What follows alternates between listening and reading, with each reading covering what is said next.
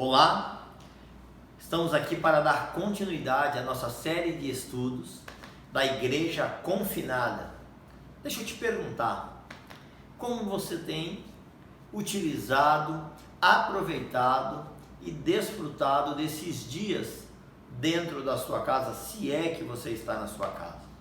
Queremos aqui iniciar esse momento de reflexão de hoje orando pela vida daqueles que têm militado, trabalhado pela nossa saúde. Quero orar pelos nossos enfermeiros, pelos nossos médicos.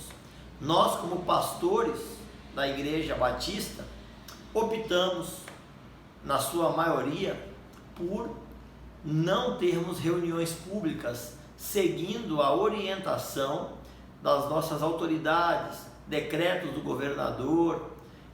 Reconhecemos a importância de evitarmos nesse momento aglomeração de pessoas, e nós, como reconhecemos a autoridade de todos os nossos governantes, nós orientamos para que a igreja estivesse reclusa na sua casa, saindo apenas aqueles que não tivessem condição por questões profissionais ou alguma necessidade excepcional. Então, temos orientados a todos a ficarem em suas casas, e eu quero iniciar esse vídeo de hoje orando por essas pessoas. Senhor Deus, quero aqui pedir pelas nossas autoridades que o Senhor capacite cada uma delas, abençoa, Deus, a sua saúde, abençoa, Deus, a capacidade deles tomarem decisões coerentes, corretas, decisões que venham preservar a população, que venham extinguir esse momento de vírus do Covid-19, e pedimos, Deus, que o Senhor dê capacidade deles se anteverem às necessidades da população. No momento eu peço pelo Brasil, mas eu peço pelo mundo. Abençoa, Deus, a Itália, abençoe a França e guarde o nosso Brasil, Deus, que está procurando se antecipar. Guarde todos os profissionais da saúde, médicos, enfermeiros, que têm colocado a sua vida, Deus, à disposição. Proteja-os, Deus. Traga a cura dessa enfermidade. Pedimos ainda, hoje, dia 21, aniversário do presidente Bolsonaro. Abençoa, Deus, que esse presidente, nessa data, venha ter aí a tua paz, a tua prosperidade, principalmente o teu discernimento e a tua sensibilidade para tomar decisões que protejam a nação, que favoreçam cada estado nas suas necessidades e demandas, e seja aí paz e esperança para todo o povo do Brasil. Em nome de Jesus, que assim oramos e agradecemos. Amém. Então, iremos hoje meditar na primeira carta de João. Ontem nós trabalhamos a terceira carta de João, então quinta e sexta trabalhamos a terceira carta de João, e hoje nós vamos iniciar a primeira carta de João. Quero te convidar a abrir a sua Bíblia. Eu uso aqui uma Bíblia NVI, gosto muito desse material, acho textos claros. Geralmente usamos várias versões e também trabalhamos aí utilizando a língua padrão, né? A língua original também, que no caso aqui seria o grego. Mas quero te convidar nesse momento a ler comigo na versão NVI, ou você pode acompanhar na sua versão, 1 João, capítulo 1, são 10 versículos, e vamos pensar sobre isso. O que era desde o princípio, o que ouvimos, o que vimos com os nossos olhos, o que contemplamos e as nossas mãos apalparam, isto proclamamos a respeito da palavra da vida.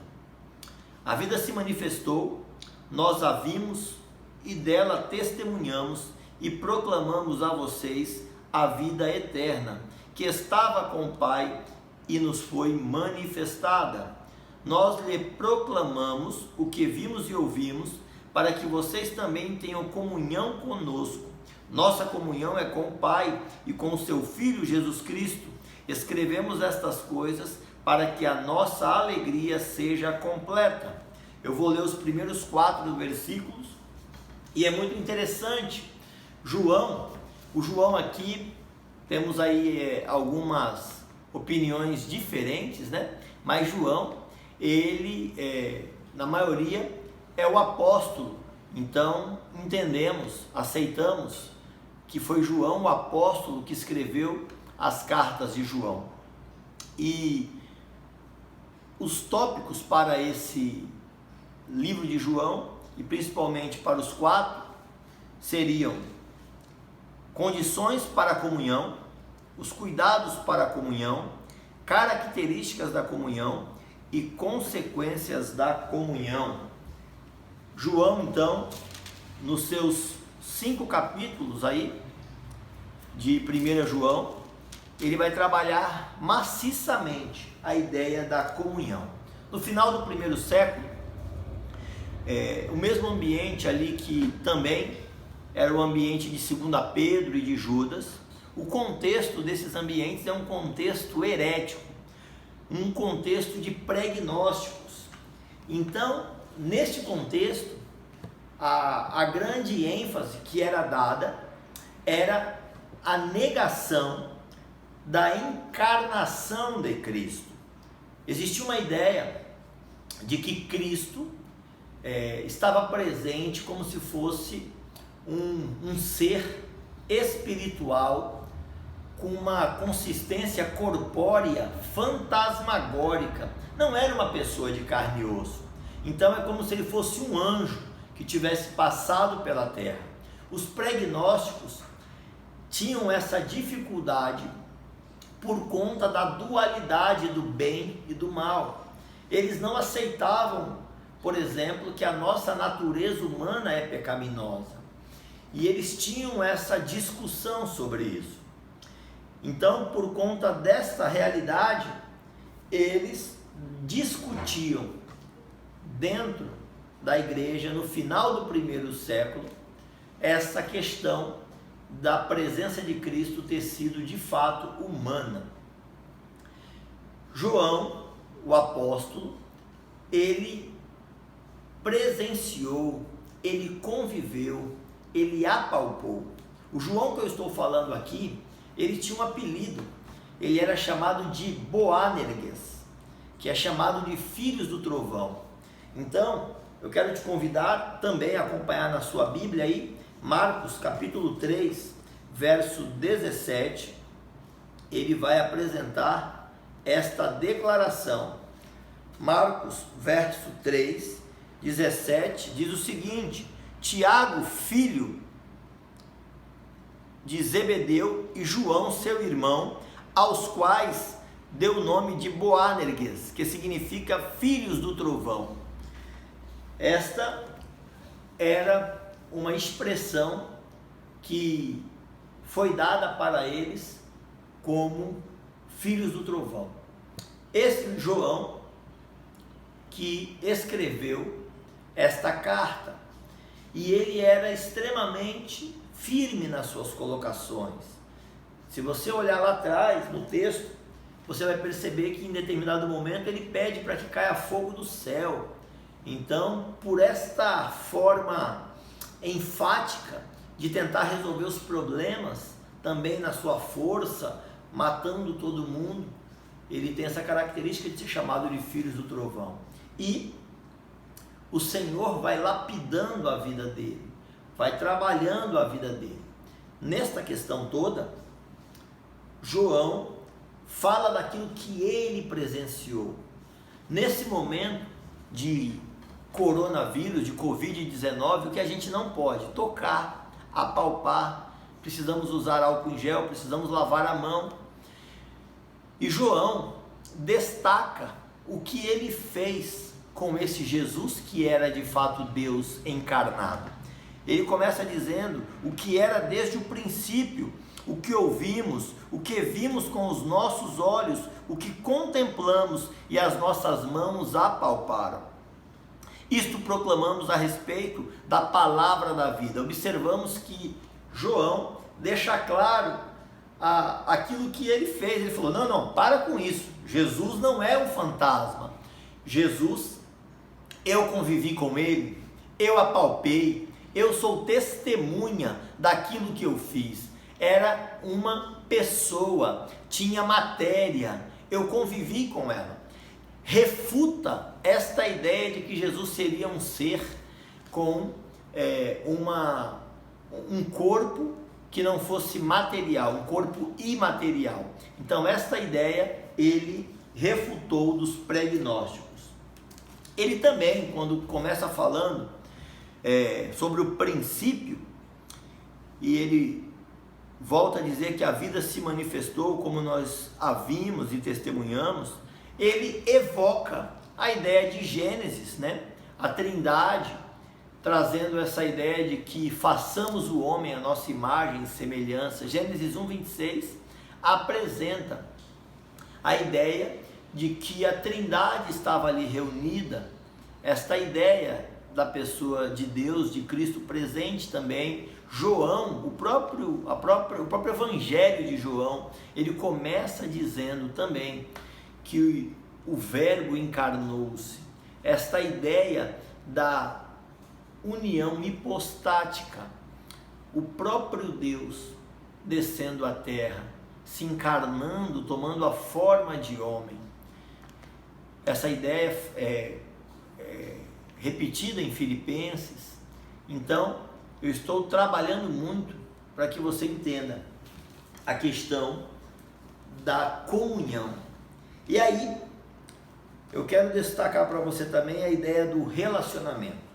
Muitas vezes podemos pensar que relacionamento é uma coisa pessoal, mas na verdade, relacionamento é espiritual. O relacionamento que você tem com Deus muda a forma de relacionar-se com as pessoas. Então, se eu me relaciono com Deus, eu modifico o meu jeito de me relacionar com as pessoas. Simples assim.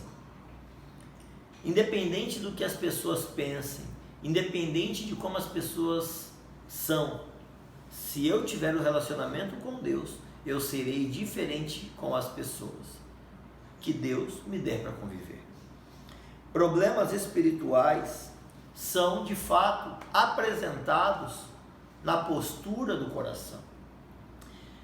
Quando a pessoa fala pelos cotovelos, ela afirma muitas coisas, geralmente ela está demonstrando um desequilíbrio. E a epístola de João vai trabalhar essa ideia. Quem muito diz que faz, geralmente está tentando se autoafirmar daquilo que sabe que não pode praticar. Continue comigo na leitura a partir do verso 5. Andar na luz. Esta é a mensagem que dele ouvimos e transmitimos a vocês. Deus é luz e nele não há trevas. Então aquela ideia do bem e o mal caminharem juntos, aonde existe um bem tem um pouquinho de mal, e aonde existe o mal tem um pouquinho de bem. Alguns usam aquela imagem do yin e yang, né? Mas a Bíblia refuta essa ideia. Deus é totalmente bom, nele não existe trevas, ele é plenamente bondade.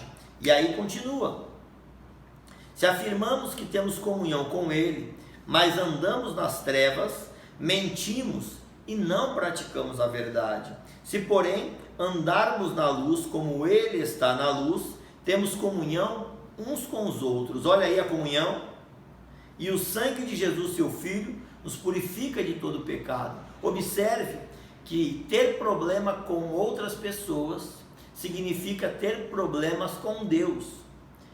Deus quer que convivamos em união. Não significa que temos que ter pensamentos homogêneos. Não é isso. Eu posso pensar diferente de você, mas eu preciso saber como eu falo. Eu preciso demonstrar para você, talvez numa linguagem não verbal, a maneira como eu discordo de você, com carinho, com amor, com respeito. O fato de eu não pensar igual a você nas suas opiniões não torna você meu inimigo. Isso é muito sério. Não existe partidos dentro da igreja. Se está partido, existe trevas, existe algo de errado que Cristo precisa trazer para a unidade, para a comunhão. Continue comigo, verso 8. Se afirmarmos que estamos sem pecados, enganamo-nos a nós mesmos, e a verdade não está em nós. Se confessarmos os nossos pecados, Ele é fiel e justo para nos perdoar os nossos pecados e nos purificar de toda injustiça. Se afirmarmos que não temos cometido pecado, fazemos de Deus um mentiroso e a sua palavra não está em nós. Mentiroso! Geralmente brincamos, né? Fazemos aquele tipo de novela mexicana, seu mentiroso! Mas não é para você fazer isso. Eu estou dizendo que nós como cristãos precisamos reconhecer que a nossa natureza, ela é má. A nossa natureza advém do pecado. E precisamos diariamente nos revestirmos do Espírito Santo, aonde a partir deste contato de comunhão com Deus, nós mudamos a nossa atitude, a nossa natureza que advém do pecado. Então, se uma pessoa olhar para dentro de si e falar, não, eu sou uma boa pessoa, não torço para o Corinthians, faço tudo de bom, essa pessoa ela pode enganar a ela mesma, porque a Bíblia está declarando que nenhum de nós tem dentro de si um potencial de bondade, de modo que não cometa pecado. O pecado faz parte da humanidade, e é em Cristo que eu reconheço isso, peço a sua ajuda, confesso, abandono e luto para viver uma vida de comunhão com Ele primeiramente e com os meus irmãos. Naquela igreja, aqueles irmãos estavam discutindo por conta dessas heresias e eles estavam dividindo as pessoas por conta dos seus pensamentos, fazendo com que as pessoas fossem excluídas e rejeitadas por conta de grupos que pensavam diferente. João está combatendo tudo isso, está deixando claro que a unidade com Deus tira a minha rejeição com as pessoas, modifica a forma como que eu trato os outros e principalmente modifica a dificuldade que eu tenho comigo mesmo e com a minha consciência. Falar pelos cotovelos é sinal de que precisa de afirmação. Hoje, no momento que vivemos, nós falamos pelo cotovelo nos cumprimentando. O que é isso? É um toque de cotovelo para você evitar o contato com a mão. Porém, o que nós precisamos realmente dizer com isso é que eu te amo. Mesmo você pensando diferente de mim, eu vou tentar entender o que você está querendo me dizer. Não vou te eleger como meu inimigo e não vou batalhar para isolar, criticar ou maltratar você. Sabe por quê? Porque eu tenho contato com a luz, com Deus que é o Pai da vida, e esse Deus é plenamente luz, plenamente paz, e Ele quer fazer o que conosco? Trazer essa paz para dentro de nós, de modo que nos encharque e tire toda a maldade. E aí já entra a questão dos frutos do Espírito Santo. Gálatas 5, eu não vou nem entrar nisso agora porque eu já estou com quase 12 minutos de vídeo, mas o que eu quero te dizer, dentro dos frutos do Espírito Santo, você tem ali bondade, benignidade, mansidão, temperança e domínio próprio. Essas características fazem com que você olhe para o outro sem inocência, mas ao mesmo tempo sem maledicência, sem maldade. Você procura olhar o outro tentando entender, assim como seu filho comete um erro, uma falha, que o outro também é passível dessa falha. Então, Deus te abençoe. Participe, leia a Bíblia, se alegre. Não coma tanto, porque dentro de casa é um desafio. Deus te abençoe e até o próximo.